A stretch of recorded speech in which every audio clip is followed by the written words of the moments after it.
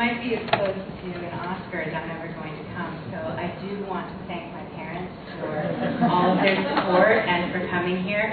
They know that every bad parent in all of my poems is based on them. And I also wanted to thank Eric Goodman for inviting me. It's tremendously amazing to be here, and thank you. And also to Keith Tuma, without whom I wouldn't be writing poems and wouldn't have a job. And I don't know, maybe I would be happier.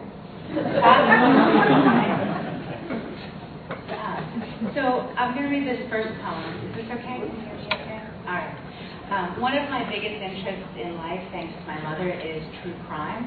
And this is a poem that's sort of about true crime, or at least as much about something as a poem can be about something. It's called Kansas City Still Life. It was likely to have been 3 days after the murder that a man with a hose stood in the driveway washing the phantoms of both the car and the corpse that rested behind its wheel. It was likely to have been the dura mater that protected the brain but killed the body. It was a second. It was a stranger's hand in the garage. It was the son who appeared standing near the driveway. It was the sound of firecrackers that were not firecrackers. It was the sound of a woman screaming that can sound like a child. A child can sound like a cat. Hierarchically is how things will themselves to sleep. It was 30 days of showers to rid the concrete of the organics, the horrors of suburbia, the lawns stretched like models who have learned their joy from seedy catalogs. By the second day, it is likely that the blood no longer flows from a wound, but still holds its body up. It was likely you were asleep. Tell me what your memory allows you to see, a sign on your back that says, never stop kicking. Enjoy yourself, the tyranny of intention, the return for the second cup, the hand on the shoulder, the invitation, the refusal. When we met, there was a graveyard involved, a good place for wincing. Tell me who's done it and move on. It is the decision of the body to hide in the ceiling. No one was surprised when it happened again. Look, the court orders, his face was on fire.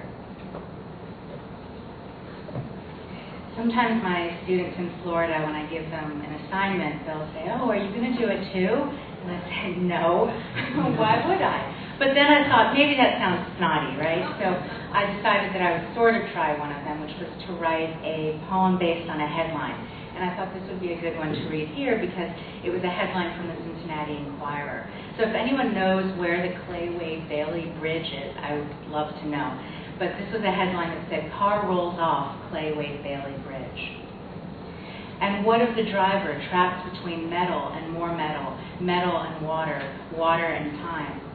A concrete island, a wish for loosening, a confrontation with his mother 19 years ago, too close to tell anybody now, bored by tears in this condition of view, abandoned outside of town, it comes to us quickly, northbound.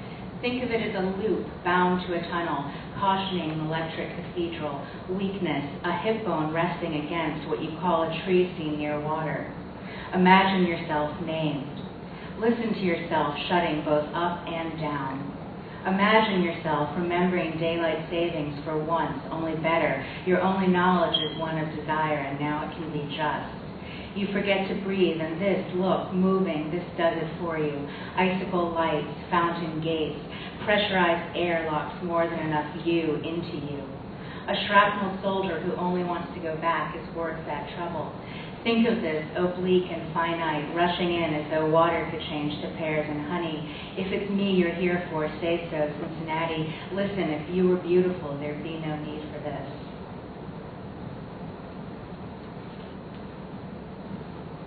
It's funny when I was talking before about, all the stuff that you can do to make money in a career as a writer, because I did work for quite some time as a financial consultant at the Government Finance Officers Association in Chicago. And I think this very short poem might explain why I ended up going back to school and not doing this forever. Today there has been a prediction of snow up to half a foot by midnight, and the air is full of this possibility. If this were a poem, by the end, the snow would begin to fall, noiselessly, blanketing even the busiest streets in this city with its cold wet. There would be details about sad people in tall office buildings waiting for something to change, how they floss after lunch with thread and paper clips, how their tea bags slap the sides of their least favorite mugs, light one-night stands trying to deserve something more, how the whispered promise of pie or the cookies on the 7th floor can move them from their windows long enough to miss the sky becoming whiter and the wind picking up litter from the streets. After a lunch break, too tediously to surreptitiously extend City of Maudlin/Villages, this could stick, I tell you.